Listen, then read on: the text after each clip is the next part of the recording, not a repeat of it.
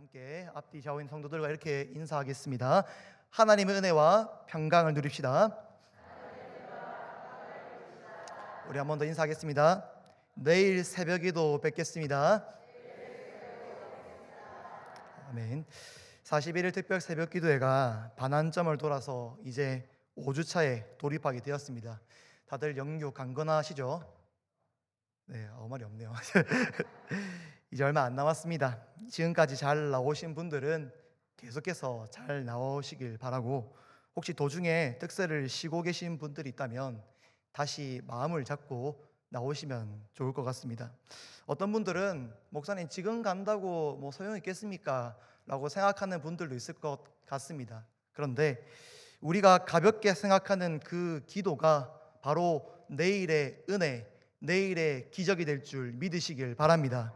40일 특세를 통해 하나님의 살아계심을 경험하고, 더 나아가서 이 특세를 시작으로 여러분들의 기도의 자리가 회복되길 주님의 이름으로 축복합니다. 오늘 말씀부터 본격적으로 십계명 말씀에 대해서 나누려고 합니다.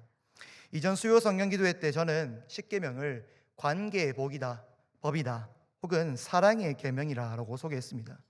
그래서 우리가 십계명을 더욱 지키면 지킬수록 더 사랑할 수 있게 되고 더욱더 깊은 관계로 맺어진다라고 제가 이야기를 했습니다. 그렇다면 우리 성도는 이 세상을 살아가면서 누구를 먼저 더 사랑해야 될까요? 옆에 있는 우리 가족입니까? 아니면 옆에 있는 또 교회, 학교 같이 다니고 있는 친구들을 먼저 사랑해야 될까요?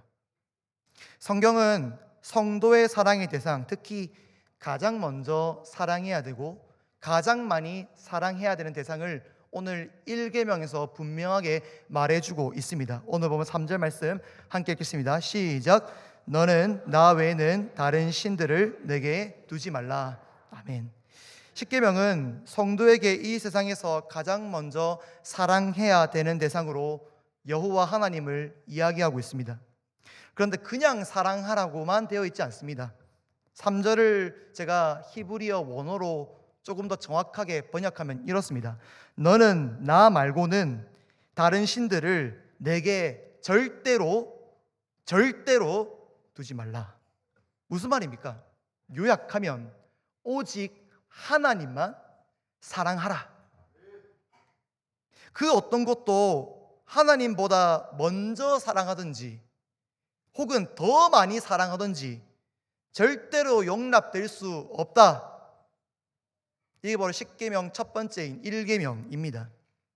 여러분의 1계명의 말씀 제가 정확하게 번역해 드렸는데 여러분 어떻습니까? 마음에 그렇구나, 수긍하고 계십니까? 아니면 마음에 부담이 확 드십니까? 설교하는 저부터 말씀드리면 솔직히 저는 마음에 부담이 많이 됐습니다.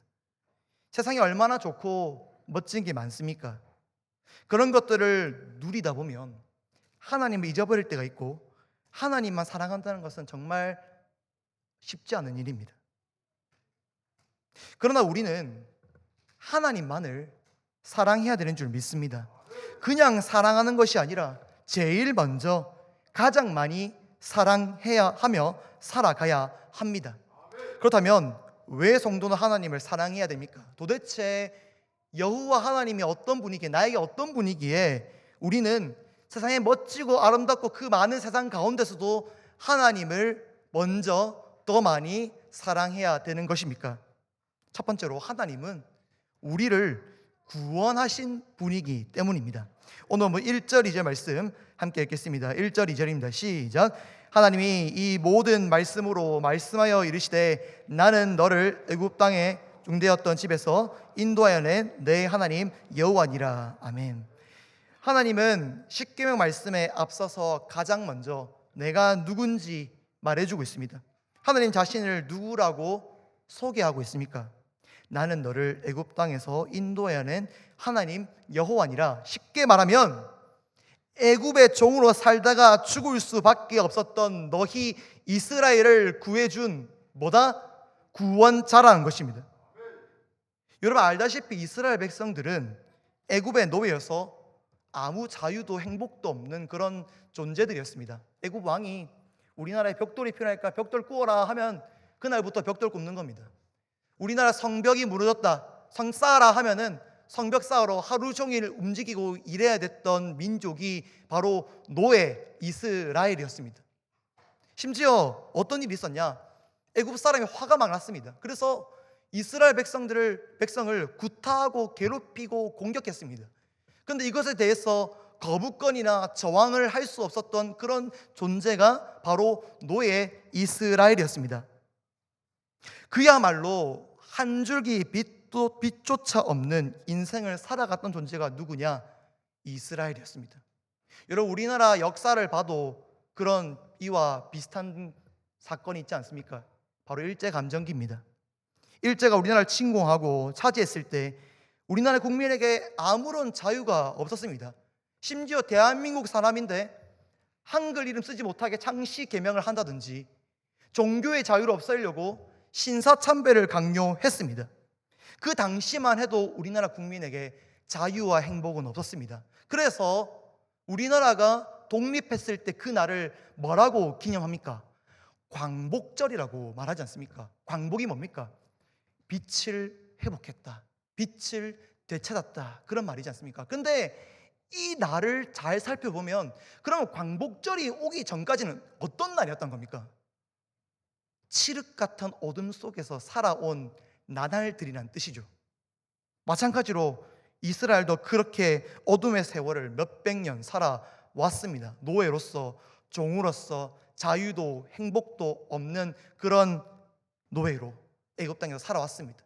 아마도 이스라엘 백성들은 내가 이렇게 노예로 평생 살아가다가 죽게 될 것이라고 그들 자신을 체념한 사람들도 분명히 많았을 것입니다.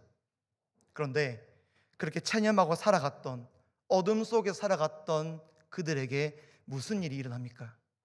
하나님이 등장합니다. 하나님이 모세라는 사람을 보내주시고 그 모세라는 사람을 통해서 정말 이 세상에서는 볼 수 없는 놀라운 역사들이 일어나기 시작합니다. 그래서 그 역사들을 통해 애굽 왕을 공격했습니다. 물을 피로 만들고 개구리를 재앙을 내리고 흑암 재앙을 내리고 우박 재앙을 내리고 심지어 그들이 가장 아꼈던 장자들까지 다 죽여버리는 그런 놀라운 일들이 일어났습니다. 그 일로 인해 애국 왕은 결국 하나님 앞에 굴복하게 되었고 하나님의 요구에 따라 이스라엘 백성들을 출애굽시킬 수밖에 없었습니다. 그뿐만이 아닙니다. 출애굽한 이스라엘 백성들이 잘 탈출하면 좋을 텐데 그들 앞에 홍해가 있었습니다. 그리고 그 뒤에는 아차, 이제 다시 정신 차려서 다시 이스라엘 백성들을 내 노예로 삼아야겠다 하는 그 애국 왕은 군대를 이끌고 뒤를 쫓았습니다. 앞에는 홍해가 막고 있고 뒤는 애국 군대가 쫓아오고 있는 그 상황에서 하나님 어떻게 하십니까? 홍해를 둘로 갈라버리십니다. 그리고 그 사이로 이스라엘을 지나가게 하시고 반대로 애국 군대는 홍해를 지나가자마자 덮어서 쓸어 버리십니다.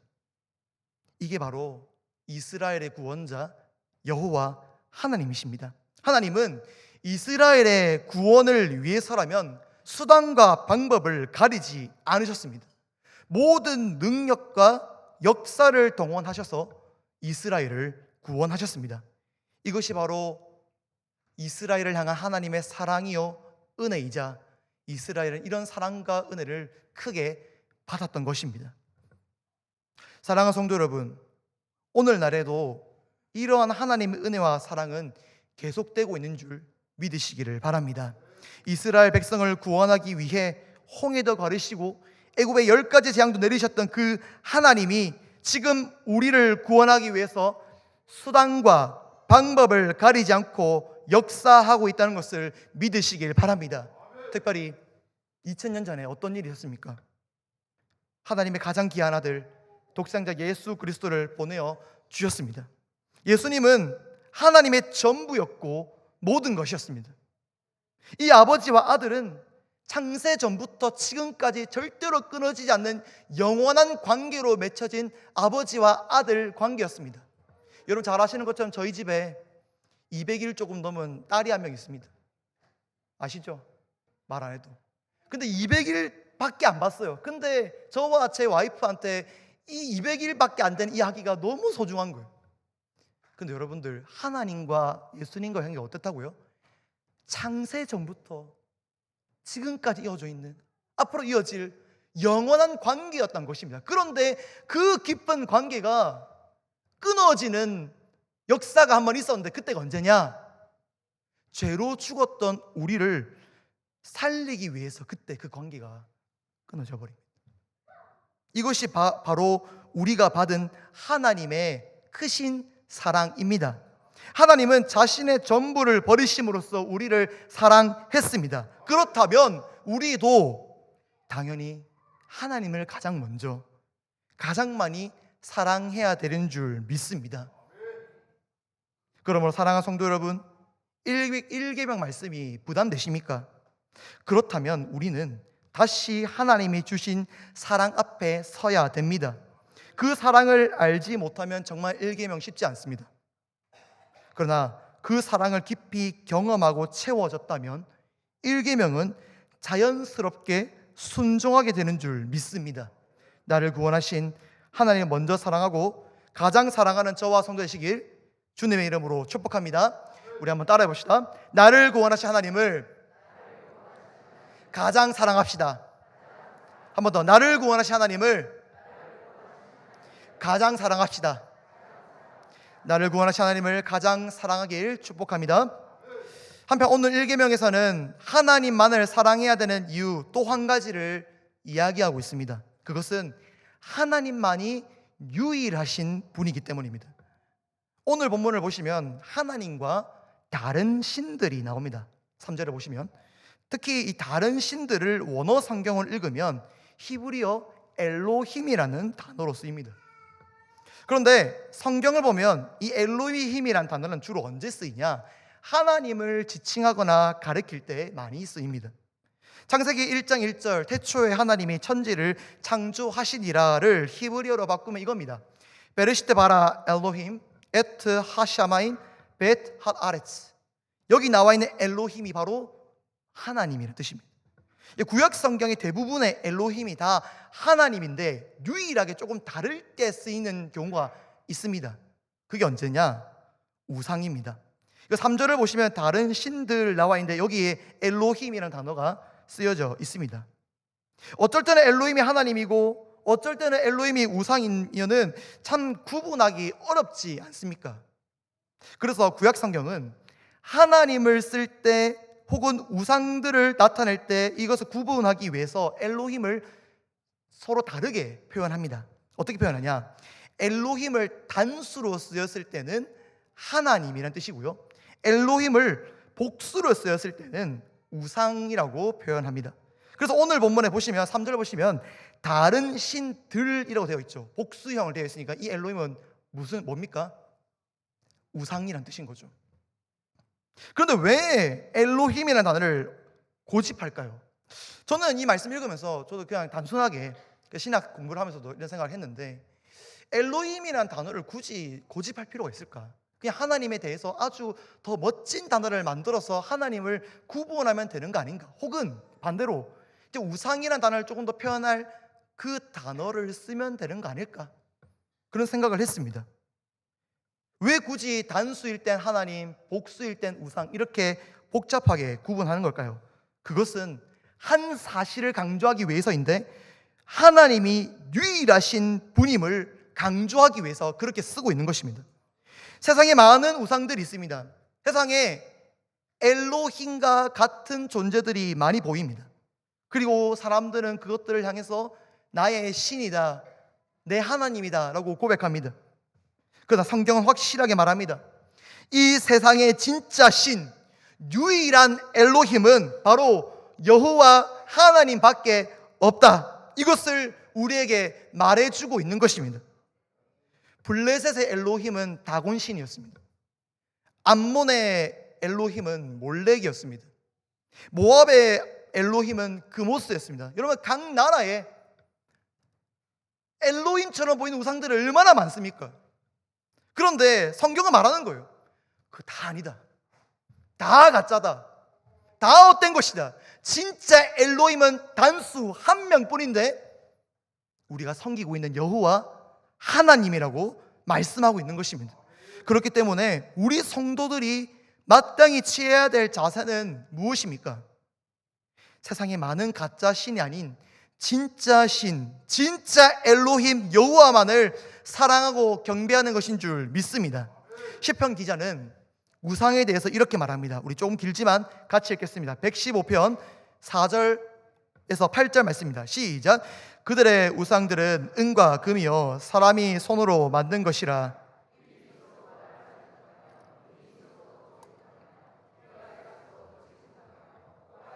냄새 맡지 못하며, 손이 있어도 만지지 못하며, 발이 있어도 걷지 못하며, 목구멍이 있어도 작은 소리조차 내지 못하느니라. 우상들을 만드는 자들과 그것을 의지하는 자들이 다 그와 같으리로다. 아멘. 시편 기자가 말하는 우상의 특징이 무엇입니까? 죽어 있고 헛된 존재라는 것입니다.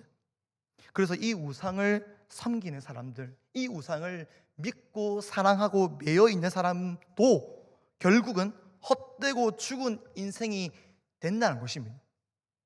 그럼 반대로 진짜 엘로힘, 진짜 살아있는 여호와 하나님을 경배하는 자들은 어떻게 될까요? 똑같은 시편 11절부터 13절 말씀 함께 읽겠습니다. 시작. 여호와를 경외하는 자들아, 너희는 여호와를 의지하여라. 그는 너희의 도움이시요 너희의 방패시로다. 우리를 생각하사 복을 주시되 이스라엘 집에도 복을 주시고 아론의 집에도 복을 주시며 높은 사람이나 낮은 사람을 막론하고 여호와를 경외하는 자들에게 복을 주시리로다. 아멘.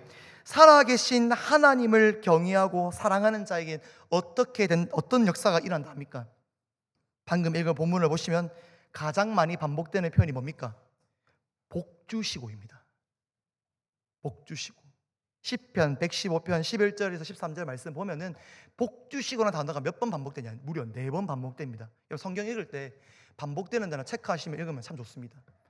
근데 여기서 2번, 3번 반복된 것도 정말 대단한 건데 무려 4번이나 반복되어 있습니다. 무슨 말이냐? 유일하시고 살아계신 하나님만을 사랑하고 경배하는 자들은 반드시 복을 받고 또 복을 받는다는 것입니다. 거짓 우상을 섬기는 자들의 결말은 헛됨이고 죽음이지만 살아계신 하나님만을 가장 사랑하는 자의 결말은 축복인 줄 믿으시기를 바랍니다. 그럼 사랑하는 성도 여러분, 유일하신 하나님만 사랑하시길 바랍니다. 세상에 거짓되고 죽어있는 우상을 사랑하지 마시고 우리에게 복 주실 수 있는 여호와 하나님, 유일한 엘로힘 하나님만을 섬기시길 바랍니다. 세상에 그 어떤 것도 복 줄 수 있는 존재는 없습니다. 학업이 가능합니까? 스펙이 가능합니까? 직장이 가능합니까? 혹은 세상 정부가 우리에게 복을 줄 수 있다 생각하십니까? 세상은 이런 것들이 복 줄 것처럼 막 홍보합니다. 그래서 너희들 공부하면 복 받을 수 있어. 너희들 주식 가지면 복 받을 수 있어. 너희들 여기에 매이면, 여기에 집중하면 복 받을 수 있어. 막 이렇게 홍보하고 유혹하지 않습니까? 근데 그 많은 사람들이 그 게임에 넘어가서 매이게 되고 그 사람들의 결말이 어떻게 되는지를 아십니까? 다 허무하다고 합니다. 만약에 그것들이 진짜 복 주는 존재였다면 이 세상에 모든 사람들이 다 행복하고 복이 넘쳐야 되는데 오늘 우리가 살아가는 현실은 어떻습니까? 전혀 복도 없고 행복하지도 않습니다. 이것은 그 우상들이 행복을 주는 존재가 아니다, 복을 주는 존재가 아니란 것입니다. 그런데 이 세상을 살아가는 이런 복이 없는 세상, 행복이 없는 세상에서도 복을 받는 자들이 있습니다. 누구냐? 살아계신 하나님만을 나의 주님으로 섬기고 사랑하는 자들. 그 사람들은 이런 열악한 세상, 이런 복이 안 보이는 세상에서도 복이 넘치게 될 줄 믿으시기를 바랍니다. 그래서 찬송가 1장, 찬송가를 딱 펴서 맨 처음에 나온 하나님이 어떤 하나님이라고 고백합니까? 만복의 근원 하나님, 온 백성 찬송 드리고 저 천사여 찬송하세. 찬송 성부 성자 성령. 여러분, 어떻게 이런 고백이 가능할 것 같습니까? 우상들이 많은 그 세상에서 진짜 하나님을 섬기고 믿으니 복을 받는 역사가 너무 많으니까 찬송가 1장에서 하나님 어떤 분이라고 고백하는 겁니까? 만복의 근원 하나님. 많은 우상들도 메어보고 믿어보고 그들의 기도해봤는데 복은 못 받, 복은 그냥 행복하지가 않아요. 근데 하나님을 믿으니, 하나님을 사랑하니 복이 있다는 겁니다. 사랑하는 성도 여러분, 우리 진짜 복 주시는 분에게만 경배합시다. 그 하나님만을 사랑하는 하늘생교회 성도가 됩시다. 그럴 때 세상은 줄 수 없는 그 복, 그 은혜가 우리 가정과 인생 위에 있게 될 줄 믿습니다. 만복의 근원이신 하나님을 사랑하고 섬기는 저와 성도 되시길 주님의 이름으로 축복합니다. 지금까지 한 내용을 정리해 보겠습니다. 1계명은 우리 인생에서 가장 먼저 사랑해야 되는 분, 가장 많이 사랑해야 되는 분이 어떤 분인지 말해주고 있습니다. 여호와 하나님입니다. 왜 여호와 하나님을 많이 사랑하랍니까? 첫 번째로 하나님은 우리를 구원하여 주시는 분이기 때문입니다. 두 번째로 하나님은 우리에게 복 줄 수 있는 유일하신 분, 만복의 근원 되시기 때문입니다. 오늘 우리는 하나님이 이런 분이라는 것을 머리로 알았습니다. 자, 그렇다면 이런 하나님께 어떻게 사랑을 표현해야 될까요? 어떻게 그 사랑을 실천할 수 있을까요? 1계명은 이렇게 말합니다. 우리 1절부터 3절 말씀 다 함께 다시 읽겠습니다. 1절에서 3절입니다. 시작. 하나님이 이 모든 말씀으로 말씀하여 이르시되 나는 너를 애굽 땅 종되었던 집에서 인도하여 낸 내 하나님 여호와이니라. 너는 나 외에는 다른 신들을 내게 두지 말라. 아멘. 하나님은 자기 백성들을 향해서 말씀하십니다. 너희가 진짜 나를 사랑하길 원하느냐? 그렇다면 나 외에는 다른 신들을 두지 말라라고 하십니다. 다시 한 번 더 이거를 직역을 해드리겠습니다. 원어 성경을 직역하면 너는 나 외에는 다른 신들을 절대로 있게 하지 말라. 여기서 알 수 있는 것은 하나님이 1계명부터 아주 강하게 말씀하고 있다는 겁니다. 그냥 너희들 할 수 있는 만큼 사랑해라, 이게 아니라 무슨 일이 있어도 반드시 지켜라고 말씀하고 있습니다. 무엇을요? 하나님 외에 다른 신들을 두거나 있게 하는 일을 말하는 것입니다. 그런데 1계명에서 주의 깊게 볼 것이 하나 있는데 그게 뭐냐? 그것은 어디에 두지 말라는 구체적인 장소가 없습니다. 여러분, 보통 이 두다라는 동사 뒤에는 장소를 나타내는 이 단어가 따로 옵니다. 뭐 예를 들어 책상 위에 두다, 뭐 지갑 안에 두다, 뭐 이런 식으로 위치나 장소를 나타내는 것이 오늘 본문은 없습니다. 자, 이건 무슨 말일까요? 그것은 바로 어느 장소에도 우상을 두지 말라라는 것입니다. 집이든 직장이든 가정이든 그 어느 곳에도 우상을 두거나 있게 하지 말라는 것입니다. 자, 그렇다면 왜 하나님은 그 어떤 곳이라도 우상을 두지 말라고 하는 것입니까? 그냥 우리가 하나님만을 사랑하기로 마음먹으면, 딱 강하게 마음만 잡으면 할 수 있는 거 아닐까요? 왜 굳이 귀찮게 우상들을 다 치우라고 하는 걸까요? 그것은 우리 인간이 그만큼 유혹에 약한 존재이기 때문입니다. 사자성어 중에 견물생심이라는 사자성어가 있습니다. 이 말은 물건을 보면 볼수록 그것에 대한 마음이 생긴다는 것입니다.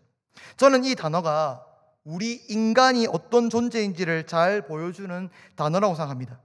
없을 때는 잘 모르다가 이 옆에 계속 보이고 들리면 그것에 시선이 가고 마음이 생깁니다.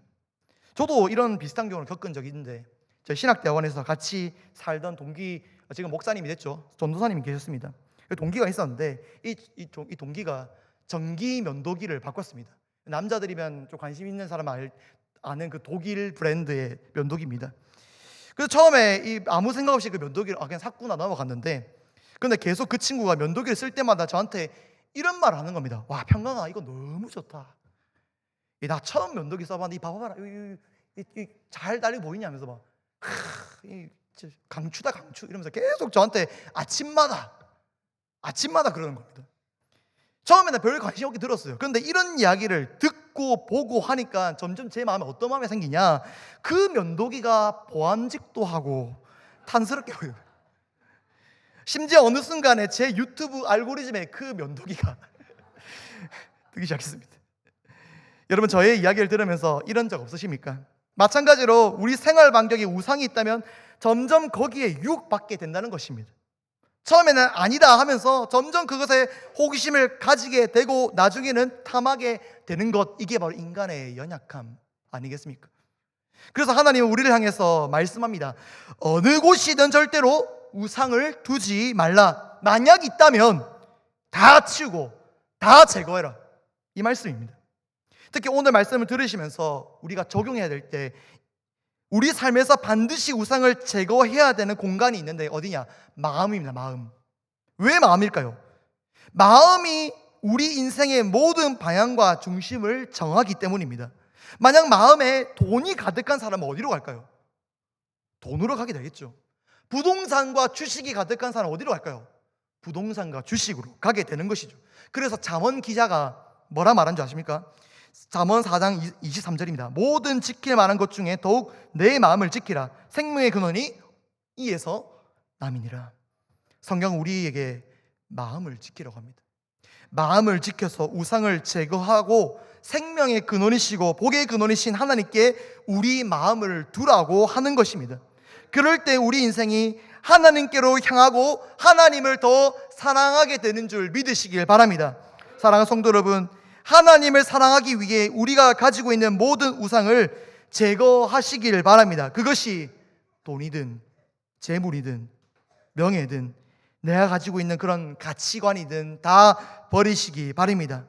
예수님도 자신을 따르길 원했던 부자 청년에게 이렇게 말씀하십니다. 예수께서 이르시되 네가 온전하고 할진대 가서 내 소유를 팔아 가난한 자들에게 주라. 그리하면 하늘에서 보화가 내게 있으리라. 그리고 와서 나를 따르라 하시니, 예수님은 부자 청년 마음에 하나님보다 돈이 더 가득하다는 것을 알았습니다. 그래서 네 우상 그 돈 다 버려라는 거예요. 그럴 때 나를 온전히 쫓을 수 있다라고 말씀하고 있는 것입니다. 오늘 예수님이 우리에게 말씀하십니다. 마음속에 있는 그 우상 버리고 나를 따르라. 그러면 사랑하는 성도 여러분, 내 마음에 하나님만 두길 바랍니다. 그것을 붙들 때 성령께서 우리의 마음을 잡아주시고 무너지게 할 줄 믿습니다. 마음속에 우상을 무너뜨리고 하나님만 사랑하시길 주님의 이름으로 축복합니다. 이런 말씀을 맺겠습니다. 얼마 전에 한 기사를 본 적이 있습니다. 이 사람들이, 기사의 사람들 가운데 이 사람들이 자칭 하나님을 가장 사랑하는 사람들이라고 하면서 막 피켓을 들고 시위를 하고 있었습니다. 근데 그 피켓에 뭐라 적혀있냐? 저는 좀 충격적이었습니다. 하나님 가장 사랑한다는데 이런 피켓을 들 수 있을까? 하나님이 기뻐하시는 동성애와 차별금지법 입법하라, 이런 거였습니다. 저는 여러분들 오해하지 마십시오. 정치 이야기를 하는 것이 아닙니다. 이들이 과연 진짜 하나님만을 사랑하는 그리스도인이 맞을까요? 저는 아니라고 생각합니다. 어떻게 마음속에 하나님을 사랑하고 하나님만을 섬긴 자들이 하나님과 반대되고 마귀가 좋아하는 길을 지지한다는 말입니까? 이것은 말로만 사랑한다고 말로만 사랑한다 하고 실제로는 두 마음을 품은 자들과 똑같습니다. 저와 여러분들은 두 마음 품지 마시고 오직 하나님만 사랑합시다. 자신의 전부를 바쳐서 나를 구원하신 하나님, 나에게 진짜 복을 주시는 유일하신 그분께 내 사랑을 바치는 저와 성 되시길 바랍니다. 만복의 근원이신 하나님, 나의 구원자이신 하나님을 사랑하며 큰 은혜를 받으시는 저와 성 되시길 주님의 이름으로 축복합니다. 마지막 1계명 외치면서 함께 끝내겠습니다. 너는 나 외에는 다른 신들을 내게 두지 말라. 시작. 너는 나 외에는 다른 신들을 내게 두지 말라. 우리 함께 기도하겠습니다.